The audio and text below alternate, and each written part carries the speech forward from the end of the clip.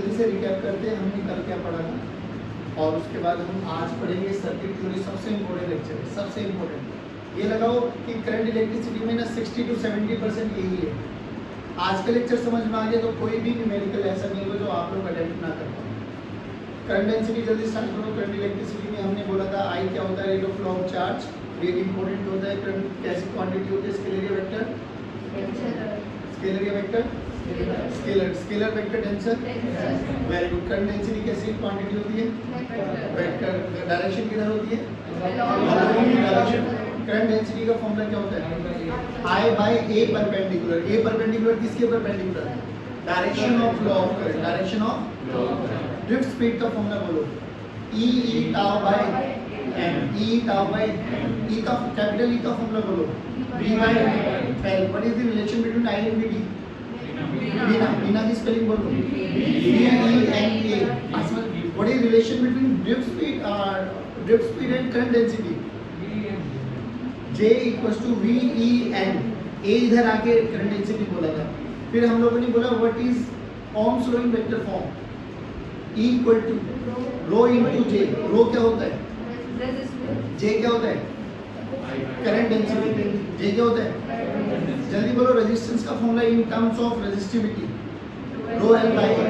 और in terms of ML ये वाला format, ML by NE square tau into A। Resistance तीन factors पे डिपेंड करता था, material, configuration, flow of current. क्या flow of current plays a very important role? अगर flow of current change तो क्या रेजिस्टेंस भी चेंज हो जाता है? रेजिस्टेंस का formula according to Ohm's law है V बाय I। V बढ़ाने से रेजिस्टेंस पे क्या फर्क पड़ता था, R equal to V by I।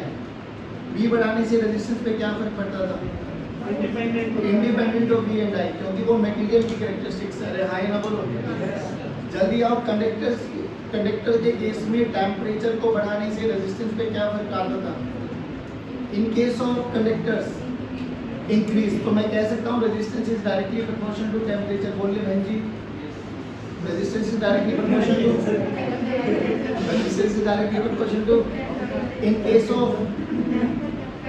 Of conductor. Also मैं ये भी कह सकता हूँ resistance is directly proportional to temperature is directly proportional to resistivity. यानी रेजिस्टेंस और रेजिस्टिविटी दोनों बढ़ जाते हैं ऑन इंक्रीजिंग टेम्परेचर।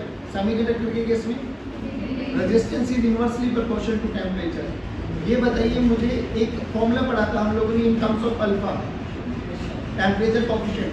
क्या पढ़ा था, R final this is equals to R initial bracket 1 plus alpha into delta T। Similarly ऐसे ही रो की टर्म्स में पढ़ा था, rho final this is equals to rho initial 1 plus alpha into delta T।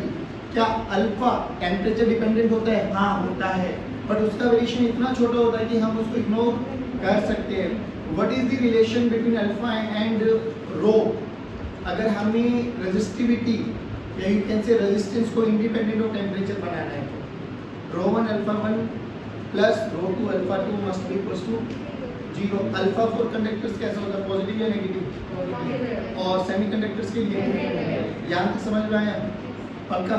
कुछ बच्चों का रिस्पांस बहुत अच्छा था, लेकिन कुछ तो नील बटन से नाटक बैठे भाई साहब, उसको नहीं पता दुनियादारी में क्या हो रहा है। तो प्लीज भैया पढ़ा करो डेली।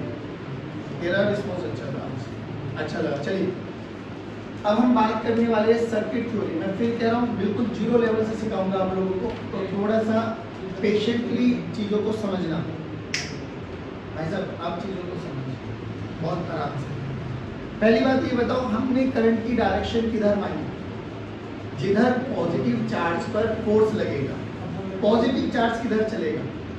जिधर इलेक्ट्रिक फील्ड होगी। इलेक्ट्रिक फील्ड किधर चलती है? हाइयर पोटेंशियल से, हाइयर पोटेंशियल से। सिंपल सी बात है बच्चों, देख सिंपल। हमने बोला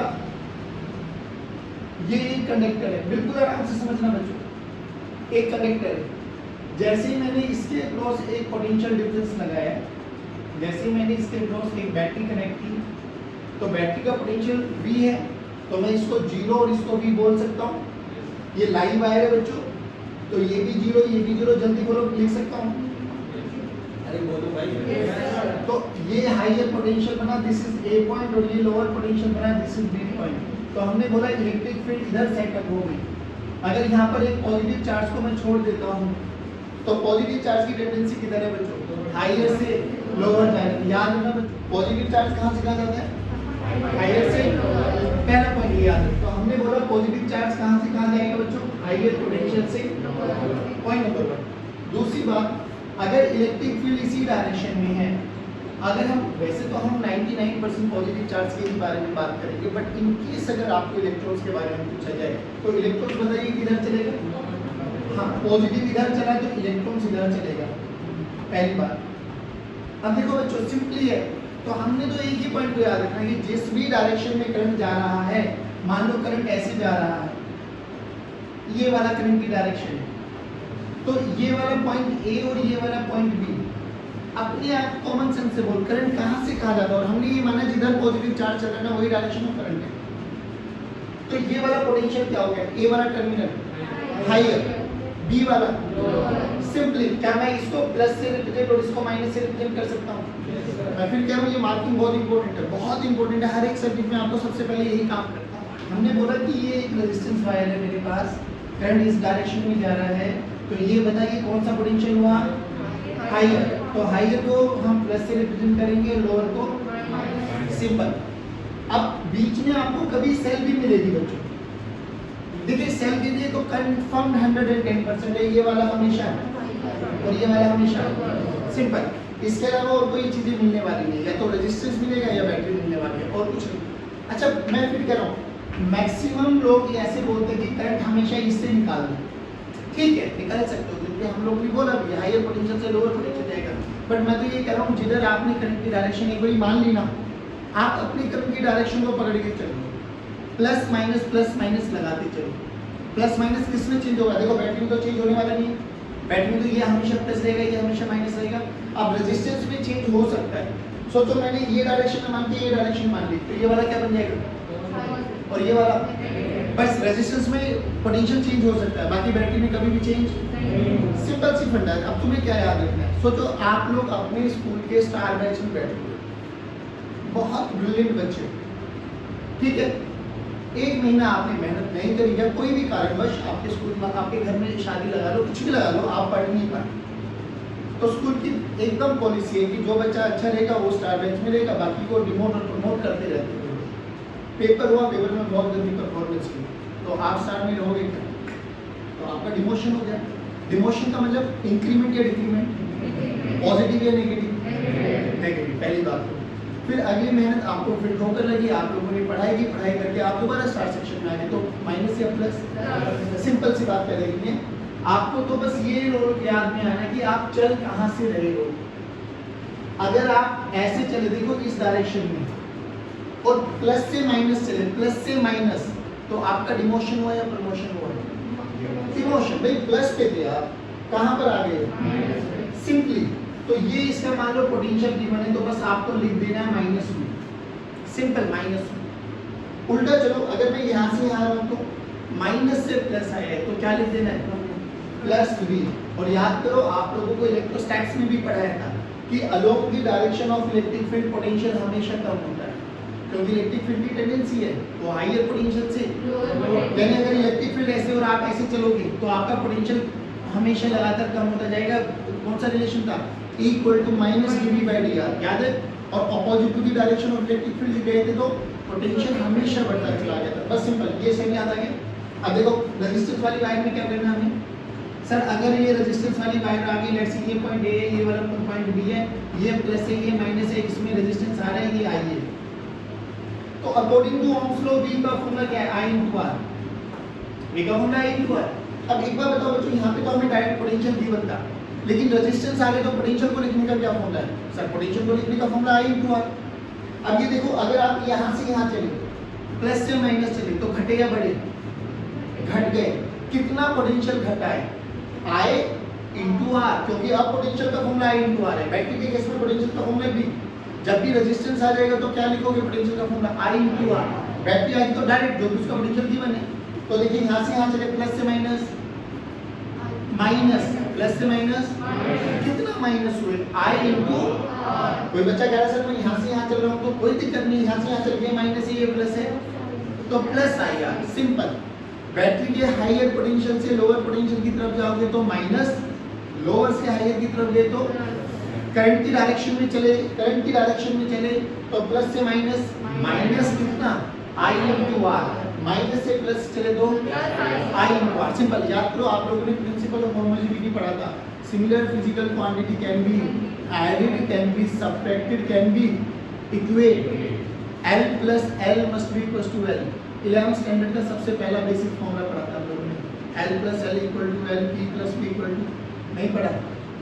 लेंथ में लेंथ ऐड की थी, लेंथ ही मिली थी, वहाँ से रिजल्ट याद कराया था कि सिमिलर फिजिकल क्वांटिटीज को ही हम ऐड कर सकते हैं। प्रेशर में हम प्रेशर को ही ऐड करेंगे, प्रेशर के ही बराबर आएगा। ऐसा कभी नहीं देखोगे प्रेशर प्लस फोर्स, दो डिफरेंट फिजिकल क्वांटिटीज को हम मल्टीप्लाई कर सकते हो, बट एडिशन और सब्ट्रैक्शन बोल, इतना समझ में आया?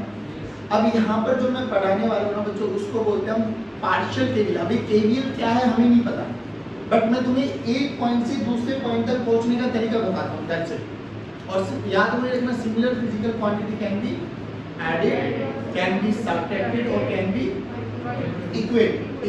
मल्टीप्लाई तो अलग अलग हो सकता है। सिंपल सा लॉजिक देखो, मान लो ये आपके पास, ये एक आपके पास कोई भी सर्किट दे दिया, ये पॉइंट ए, ये पॉइंट बी। बोलो करंट किस डायरेक्शन में मान लो, जिस डायरेक्शन में आपको लेना है, लेफ्ट या राइट? राइट की डायरेक्शन में मान लेते हैं ऐसे, ठीक। अब राइट की डायरेक्शन में मान ले तो सबसे पहले प्लस माइनस लिखो, ये प्लस। अब देख हमें कहां से चलना है, इनको बोलते हैं, बाद में बताऊंगा, इनको बोलते हैं टर्मिनल्स। इस पॉइंट से चलना है और इस पॉइंट तक आना है। You can say we have to calculate potential difference between A and B. A और बी का पोटेंशियल डिफरेंस निकालना है हमें। तो सिंपली क्या मानो भैया, ए का पोटेंशियल हमें नहीं पता, बी का पोटेंशियल हमें नहीं पता, तो ए का पोटेंशियल अपनी मर्जी से मान लो ना कुछ भी। तो मैंने बी और उसके नीचे ए मान लिया कि मैंने मान लिया इसका पोटेंशियल कितना है, तो बी है। जहां से स्टार्ट करना उसको लिखो, इज इक्वल टू, जहां पर पहुंचना है उसको लिख दो, बस। अब यहां से यहां तक आते हुए आपको रास्ते में क्या क्या मिला, रेजिस्टेंस मिला तो रेजिस्टेंस रहने देना, आई इंटू आर हो जाएगा। बैटरी मिली तो खाली बैटरी हो जाएगी, दोनों मिले तो दोनों का कॉम्बिनेशन लिख देंगे हम लोग। अब बोलो प्लस से माइनस, करंट इसमें कुछ हम उसको प्रिंट कर ही रहा होगा, प्लस से माइनस, माइनस आई इंटू, इसका रेजिस्टेंस आर मान लो, प्लस से माइनस, माइनस इसको वी मान लो, V is equal to VT, that's it। एक पॉइंट से चलेंगे दूसरे पॉइंट तक आ जाएंगे। बस हमें क्या याद रखना है कि करंट की डायरेक्शन इसलिए जरूरी है क्योंकि रेजिस्टेंस में प्लस माइनस उसी के अकॉर्डिंग डिफाइन करने वाले हैं। फिर हमें ये चेक करना है कि हम चल कहाँ से कहाँ रहे हैं, क्या हम प्लस से माइनस, हायर से लोअर गए तो लोअर मतलब नेगेटिव साइन, और लोअर से हायर गए तो पॉजिटिव साइन। और इतना समझना है बच्चे। अगर ये 3 से 4 पॉइंट आपके दिमाग में बैठ गए ना, मैं फिर कह रहा हूँ सर्किट थ्योरी में कुछ है ही नहीं। बाकी तो देखो इसमें कुछ कुछ चीजें ऐड ऑन होती चली जाएगी, but this is the basic. क्योंकि बहुत बच्चों को ना ये इक्वेशन ही लिखनी नहीं आती, 10-10 लेक्चर पढ़ लेते हैं, यही नहीं समझ में आता ये लिखा कैसे, क्योंकि रटता है बच्चा, समझने वाली बात है ही नहीं। बाकी मैं कुछ भी बनाऊँ, देखो अब जल्दी जल्दी खुद बोलना, मैं एक इक्वेशन बना के दिखा रहा हूँ। मान लो ये हमारे पास है, ठीक है बच्चों, ये पॉइंट है, मान लो करंट इस डायरेक्शन में जा रहा है, ये रेजिस्टेंस R1 मान लिया, वोल्टेज V1 मान लिया, R2 मान लिया, V2 मान लिया, R3 मान लिया, दिस इज VA। करंट इस डायरेक्शन में जा रहा है, पूरी इक्वेशन लिखो verbally, VA plus minus.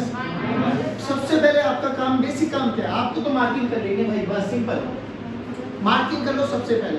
Battery में कोई दिक्कत है ही नहीं, और करंट रेजिस्टेंस में करंट की डायरेक्शन के अकॉर्डिंग देखेंगे हम लोग, plus minus plus minus minus plus plus minus. जल्दी जल्दी बोलो, VA minus IR1 minus V1 minus IR2 plus V2 minus IR3 कहाँ पहुंचे, बस। अब VA माइनस VB कर दो, VA माइनस VB क्या, पोटेंशियल डिफरेंस। भाई मुझसे क्या पूछा गया, find out the potential difference between A and B ना, तो VA ये ना, VB को उठाओ यहाँ पे ले जाओ, बाकी इस टर्म्स को उठा के यहाँ पे लेके आ जाओ, तो VA माइनस VB क्या हो गया, V plus I, that is the potential difference between A and B। Terminal नहीं आया बच्चों, सच्ची बोलो। इसी पॉइंट को बोलते हैं हम KVL। अब KVL का नाम सुनो, किरचॉफ वोल्टेज लॉ। एक साइंटिस्ट थे, उनके नाम पे रख दिया। पार्शियल क्यों बोला गया है, उन्होंने बेसिकली क्लोज पाथ के लिए बोली थी ये लूप, कि जहां से स्टार्ट करोगे ना घूम के वहीं पर आना आपको, बट हम घूम के वहाँ पे तो नहीं जा रहे, हमने तो कोई भी एक पॉइंट लिया और कोई भी दूसरे पॉइंट तक पहुँच गए, तो इसका नाम बोला जाता है पार्शियल ट्रिवियल। जल्दी बताइए क्या पार्शियल ट्रिवियल लगानी है आपने? पक्का? अब ये क्या है? वायर, एक या दो?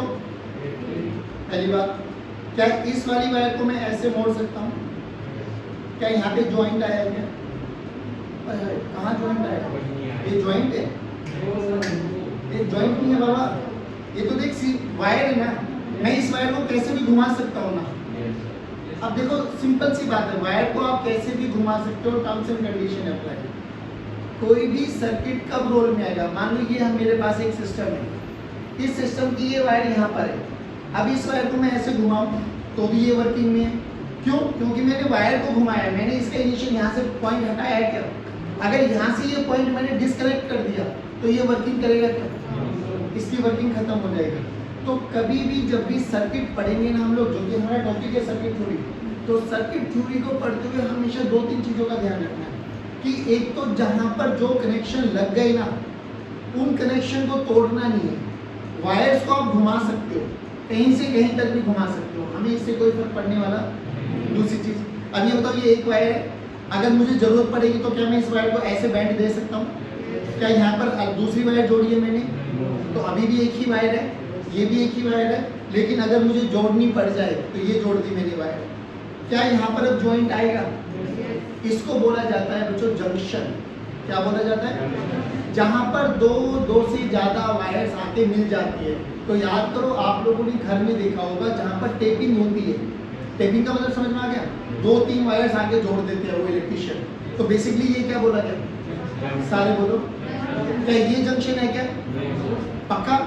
देखने में लगेगा बट ये जंक्शन, जंक्शन का मतलब क्या है? जहां 2 से ज्यादा वायर आके जुड़ते हैं। एक जंक्शन से दूसरे जंक्शन तक जाने वाली लाइन, उसको बोलते हैं ब्रांच। तो बेसिकली ये मान लो ये एक जंक्शन यहाँ पर भी आ गया, तो ये क्या बोली गई बच्चों? ब्रांच। ये क्या बोली गई? ब्रांच। एक जंक्शन क्या बोला गया? जहां पर 2 या 2 से ज्यादा वायर्स कनेक्टेड है, तो उसको क्या बोला गया? और एक जंक्शन से दूसरे जंक्शन तक जाने वाली लाइन ब्रांच। बात समझ में आ गया? तो हमारे पास ये 2-3 टाइप्स पूछी जाते हैं जंक्शन। जंक्शन को ही हम नोड भी बोलते हैं, जंक्शन को ही हम क्या बोलते हैं? नोड। बेसिकली वही पॉइंट है, एक ऐसा पॉइंट जहाँ पर बहुत सारी वायर्स आगे जुड़ती है। अब ये जंक्शन वर्ड आपने प्रैक्टिकल लाइफ में कहाँ सुना है? रेलवे स्टेशन, रेलवे जंक्शन पढ़ा होगा, new Delhi railway station, Nizamuddin railway station, basically वो जंक्शन है। क्या हर रेलवे स्टेशन जंक्शन है क्या? नहीं। जंक्शन देखो क्या होता है, जहाँ पर बहुत सारी ट्रेनें आके मिलती है, मतलब बहुत सारे शहरों से ट्रेनों की पटरियाँ आके कनेक्ट होती है, वो जंक्शन बोला जाता है। अब एक बात बताओ बच्चों, न्यू दिल्ली में अगर हम बात करें, न्यू दिल्ली रेलवे जो जंक्शन है उसमें 16 प्लेटफॉर्म है। मतलब क्या है कि एक साथ 16 ट्रेनें आ सकती है और 16 ट्रेनें, तो जंक्शन पे जितनी ट्रेनें आएंगी उतनी ही तो जाएगी।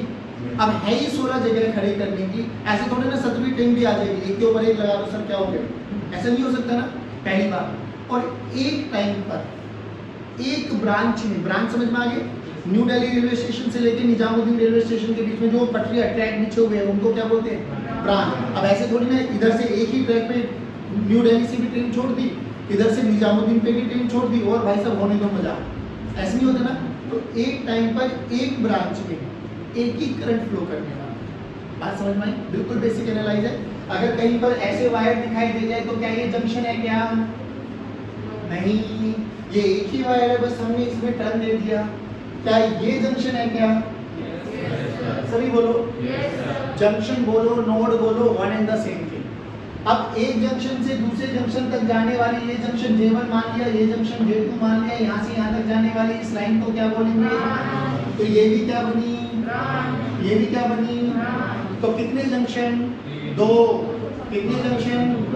कितनी ब्रांच? अब बात आती है लूप। लूप बेसिकली वैसे भी शब्द बता रहा है कि क्लोज पाथ। अगर मैं इसी का लूप बनाने की कोशिश करूं, ये लूप, तो बेसिकली मैंने ये कर दिया, इट्स अ क्लोज पाथ, कोई एंड नहीं है इसका, जहाँ कहीं से भी स्टार्ट करो आपने अल्टीमेटली घूम के उसी पॉइंट तक आना है। तो लूप क्या होती है? एक क्लोज पाथ होता है बच्चों। अब देखो लूप कैसे बना सकते हैं हम लोग, मान ली इससे मैं नेमिंग दे रहा हूँ A B C D, A B C D, A से स्टार्ट करो, A B J two J one A, close path बना के A B J two C D J one A, J one J two C D J one, तो कितनी loop दिखाई दे रही है? 3, एक ये वाली लूप, एक ये वाली लूप और एक बड़े वाली लूप। जल्दी बताइए। तो किसी भी सर्किट को देखकर हमें सबसे पहले आइडेंटिफाई करना आना चाहिए कि जंक्शन कितनी है, ब्रांच कितनी है, लूप कितने। मैं ये नहीं कह रहा कि ये बहुत जरूरी है, बट मैं ये कह रहा हूँ इनिशियल स्टेज पर ये बहुत इंपॉर्टेंट रोल में आता है, क्योंकि धीरे धीरे जब हम 5-10 न्यूमेरिकल कर लेंगे ना, फिर हमें प्रैक्टिस हो जाएगी, फिर आपको किसी की जरूरत ही नहीं पड़ने वाली। आपको सिंपली अपना कॉन्सेप्ट लगाना, यू गेट द आंसर। बात समझ में? अब देखो एक चीज और बताता हूँ बेटा, सिंपल सी बात ये है, ये करने के बाद अब देखो हमारे पास कैसा भी सर्किट डायग्राम आ जाए, कैसा भी आए, मान लो सिंपल सुनना,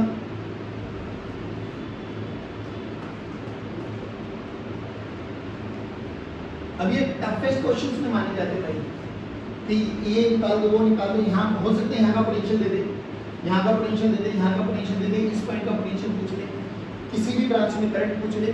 अब हमें क्या मतलब है ये बताओ, ये I1, सुनो सुनो सुनो सुनो, ये I2, ये बताओ ये क्या है? जंक्शन। आप सुनो, तो जो किरचॉफ थे ना, किरचॉफ के बेसिकली 2 लॉज है। फर्स्ट लॉ जो बोलते हैं उसको बोलते हैं केसीएल, केसीएल बोले तो किरचॉफ करंट लॉ, और दूसरा क्या था केवीएल, किरचॉफ वोल्टेज लॉ। हम पहले के बारे में बात करेंगे। तो जो किरचॉफ लॉ है ना बच्चों, वो जंक्शन पे लगाया गया है, तो इसको जंक्शन लॉ के नाम से भी जाना जाता है, नोड लॉ के नाम से भी जाना जाता है, all in the same thing. KCL बोल लो, फर्स्ट लॉ बोल लो, नोड लॉ बोल लो, जंक्शन लॉ बोल लो। दूसरी चीज क्या कहता है वो जंक्शन लॉ, कि इस जंक्शन पे जितना करंट आएगा जंक्शन से उतना ही करंट जाएगा। मान लो I1 की वैल्यू 1 एम्पीयर दे दी, I2 की वैल्यू 2 एम्पीयर दे दी, तो बताओ इस वाली ब्रांच में कितना करंट जाएगा। और ये हम लोग पहले लेक्चर में भी डिस्कस कर चुके हैं, वहाँ पे नाम नहीं बताएगा, बट आप लोगों का कॉमन सेंस जगह था कि सर ये करंट I1 आ रहा है, ये I2 आ रहा है, तो इसमें कितना करंट जाएगा। तो इस जंक्शन पे करंट बचा कितना? 0। जितना आएगा उतना। ऐसा बोलते हैं कि जंक्शन पे कभी भी चार्ज एक्यूमुलेट नहीं होता, यानी चार्ज डिपॉजिट सिंपल। जितना जंक्शन पे करंट आएगा उतना ही जंक्शन से करंट, जितना जंक्शन पे करंट आएगा उतना ही जंक्शन से करंट। तो जंक्शन पे कितना करंट बचा? 0। तो बोला जाता है summation of I is equal to 0 at junction. अब करंट को क्या बोलते हैं? चार्ज का फ्लो। बेसिकली जितना चार्ज आया उतना चार्ज गया। कैपेसिटर में देखो ये केसीएल क्या बोला जाएगा, आप जंक्शन पे आने वाला charge is equal to junction से, यहाँ पे क्या बोला गया है, जंक्शन पे आने वाला करंट इज इक्वल टू। तो बेसिकली है तो चार्ज का फ्लो ही तो करंट कहलाया जाता है, हाँ ना बोलो। तो इसका एक और नाम बोला जाता है कंजर्वेशन ऑफ चार्ज, कि जितना चार्ज आया जंक्शन पे उतना ही चार्ज बाहर गया जंक्शन से, नहीं आया। अब मर्जी आपकी है, अगर आने वाले चार्ज को आप या आने वाले करंट को आप पॉजिटिव लेके चलोगे तो जाने वाला नेगेटिव, अगर आने वाले को आप नेगेटिव मान के चलोगे तो जाने वाला, क्योंकि अल्टीमेटली सबका सम क्या होना है, तो कुछ पॉजिटिव होगा और कुछ नेगेटिव होगा, तभी 0 हो सकता है ना बोलो। पक्की बात। यानी अगर मैं यहाँ पे बोलूँ ये I1 है, ये I2 है, ये I3 है, तो इक्वेशन क्या बोल सकता हूँ, I1 plus I2 must be equal to, या I1 plus I2 minus I3 is equal to. नहीं आया समझ में? जल्दी जल्दी बोलो। केसीएल का फॉर्म किरचॉफ करंट लॉ, क्या बोलते हैं, जंक्शन लॉ, और क्या बोलते हैं, नोड लॉ, और क्या बोलते हैं, फर्स्ट लॉ, और क्या बोलते हैं, कंजर्वेशन ऑफ चार्ज बोला जाता है।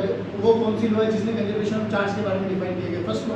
केसीएल क्या कहता है, जंक्शन पे आने वाला करंट इज इक्वल टू, तो जंक्शन पे करंट कितना बचा, खत्म। यानी I1 plus I2 plus I3 plus I4 equal to 0।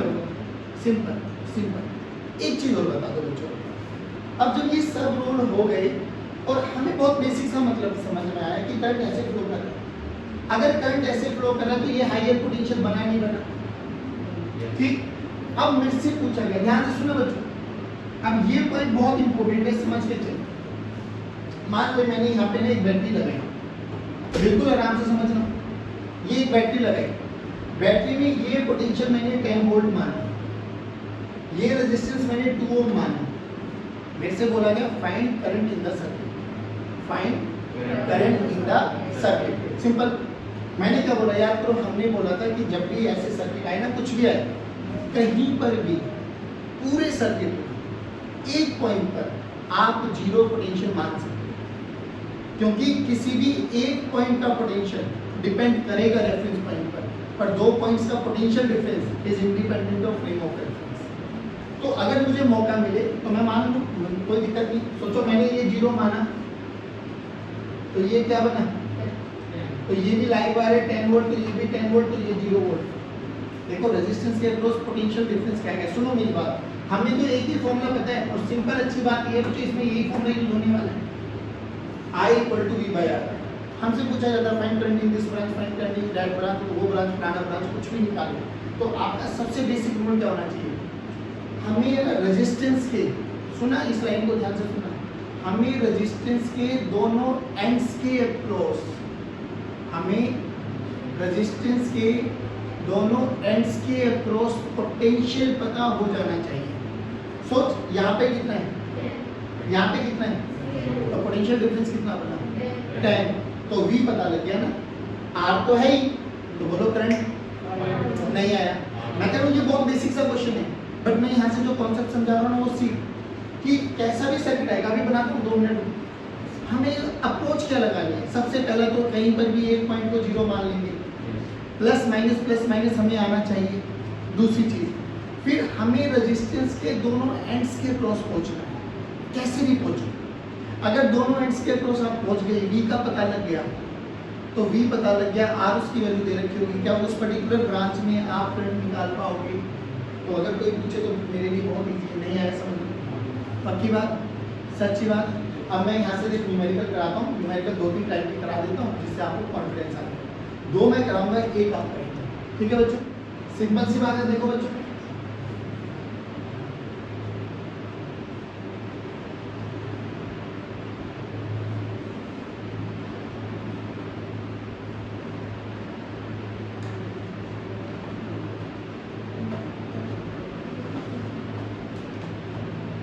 ठीक, बोला गया find current in each branch, हर एक ब्रांच में हमें करंट कैलकुलेट करना। सिंपल सा लॉजिक बताता हूं, कहीं पर भी पूरे सर्किट में देखो एक जीरो मान सकते हो, ठीक, एक जीरो मान सकते हो। दूसरी चीज हमें हर रेजिस्टेंस के दोनों एंड्स के क्रॉस आने। सोचो अगर मुझे इस वाले एंड का और इस वाले एंड का पोटेंशियल पता लग जाए, तो क्या मैं बता नहीं सकता करंट कहां से कहां फ्लो करने वाला है और कितना अमाउंट का करने वाला है। भाई I = V/R, यहाँ पे पता लग जाए तो यहाँ पे भी निकाल सकता हूँ। तो बोलो जीरो कहाँ मानो, नीचे। अच्छा जीरो कहाँ पे मानना चाहिए वो पॉइंट समझो। सबसे पहले देखो लाइव वायर, ऐसा एक वायर ढूंढो जहाँ पे सबसे ज्यादा पॉइंट्स कनेक्टेड हो। तो यहाँ पे देखो एक लाइव वायर ये दिखाई दे रही है, एक लाइव वायर ये दिखाई दे रही है। तो ऊपर भी 3 पॉइंट्स है, नीचे भी 3 पॉइंट्स है, आपकी मर्जी है, जहाँ आप मानना चाहो वहाँ मान सकते हो। जल्दी बताइए, नीचे या ऊपर, नीचे या ऊपर, नीचे मानते चलो। ये मैंने जीरो माना, जो कि ये लाइव वायर है, तो ये भी जीरो, ये भी जीरो। अब सुनो, क्या यहाँ से यहाँ तक जा सकता हूँ? बिल्कुल नहीं जा सकता। वहाँ जाने का तरीका क्या था? आई पता होता था मुझे, लेकिन आई तो मुझे कैलकुलेट करना है। भाई हमारा क्वेश्चन ही क्या है? Find current in each branch, find I in each branch. चलिए अब क्या करें सर? अब देखो, मुझे अगर इस पॉइंट का पोटेंशियल पता लग गया तो मेरी तो दिक्कतें दूर हो गई। अब यहाँ से देखो जीरो, ये जीरो माने जीरो, माइनस से प्लस, प्लस, सभी बच्चे बोलो कितना? 2। कहाँ पे पहुंचे? नहीं आया, नहीं आया। देखो ए का पोटेंशियल पता लग गया मुझे। ए का पोटेंशियल कितना आ गया? अब बच्चों अगर ये 2 वोल्ट है तो ये भी, ये भी। लेकिन अभी ध्यान रखना, मुझे अब यहाँ पर आना है, बी पॉइंट। अब यहाँ से स्टार्ट करो, यहाँ पर आ जाओ। बोलो 2 प्लस माइनस, माइनस कितना? 4। कहाँ पहुंचे? नहीं आया, पक्का। तो बोलो वीपी की वैल्यू माइनस, ध्यान से देखना बच्चों, VB की वैल्यू आ गई -2, यानी इस वाले पॉइंट का पोटेंशियल आ गया -2 वोल्ट। अब देखो हमारा मेन मोटो क्या था, हमें रेजिस्टेंस के दोनों एंड्स के अक्रॉस पहुंचना था, पॉइंट नंबर 1। देखो इसके अक्रॉस कितना volt, 2, 0 potential difference divided by resistance 2 divided by resistance 2, तो वैल्यू कितनी आई? करंट कहां से कहां फ्लो करेगा? हाईयर से लोअर, यानी इस वाली लाइन में तो करंट 1 एम्पियर का है भैया, और ऊपर से नीचे आ रहा है। आ जाओ इधर देखो, यहाँ का पोटेंशियल -2 वोल्ट, यहाँ का पोटेंशियल 0 वोल्ट, तो हाईयर कौन बना? 0। तो इस वाली ब्रांच में भैया करंट ऐसे जाएगा, 0 -2, तो यानी 2 वोल्ट ऊपर बना और डिवाइडेड बाय रेजिस्टेंस 1, तो करंट कितना बना? 2 एम्पीयर। अभी ध्यान से सुना, अभी क्वेश्चन खत्म नहीं हुआ, अभी हमारी दो ब्रांचेस में पता लगा, ये तो रह गई ना बेचारी। अभी स्टार्ट करो, ये जंक्शन है बाबू, ये जंक्शन। तो इस वाली लाइन में देखो कितना करंट आया, 2 एम्पीयर, 2 एम्पीयर।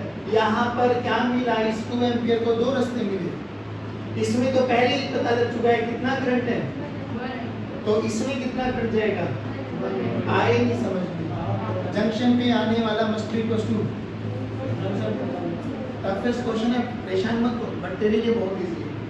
मैं फिर कह रहा हूँ, हर एक क्वेश्चन करोगे आप अपनी एक्सेलरेटर खोल के देखोगे ना, उसमें केवी बहुत लंबी चौड़ी, इसे इक्वेशन बनाओ, इसमें इक्वेशन बनाओ, दोनों को प्लस माइनस करो, फलाना ढिमकाना, कुछ करना ही नहीं है। सिंपल सी बात है, अप्रोच जितना आज पढ़ाया है ना उनको दिमाग में बैठाओ। अभी हर एक न्यूमेरिकल कराऊंगा उसी तरीके से, वो लिखना समझ में आए पक्का। अब एक क्वेश्चन आप करके दिखा जल्दी जल्दी।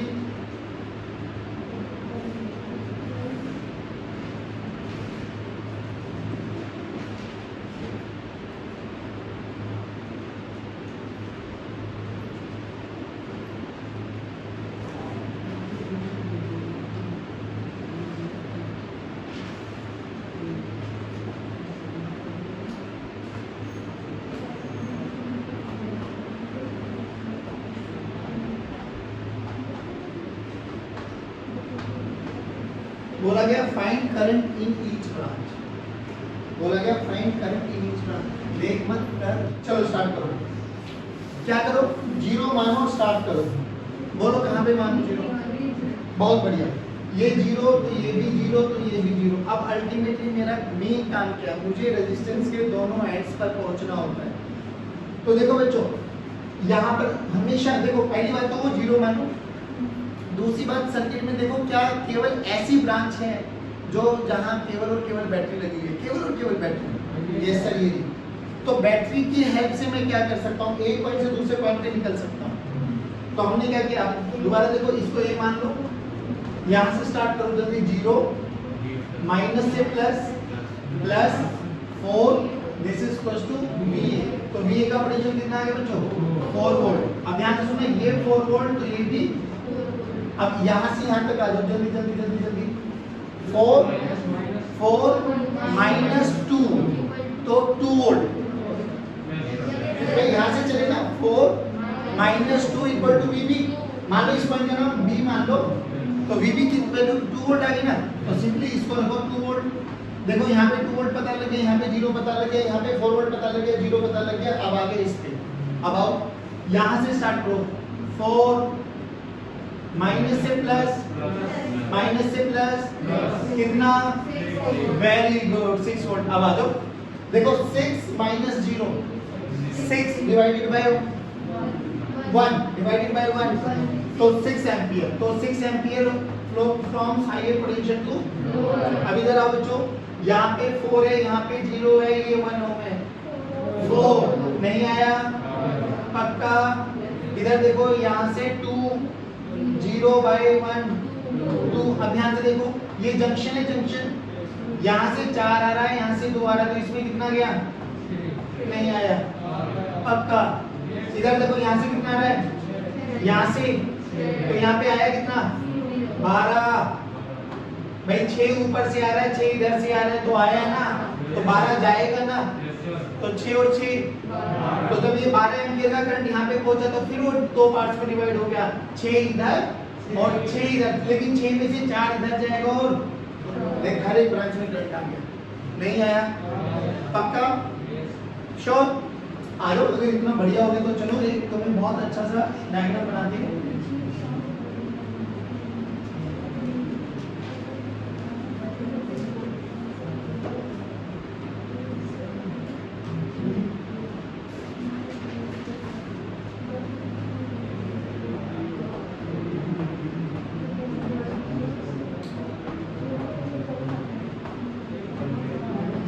चलिए, find current in each branch, find current in each branch. आओ भाई आओ, चलो बाबू जी आ जाओ, जीरो मानो, स्टार्ट हो जाओ।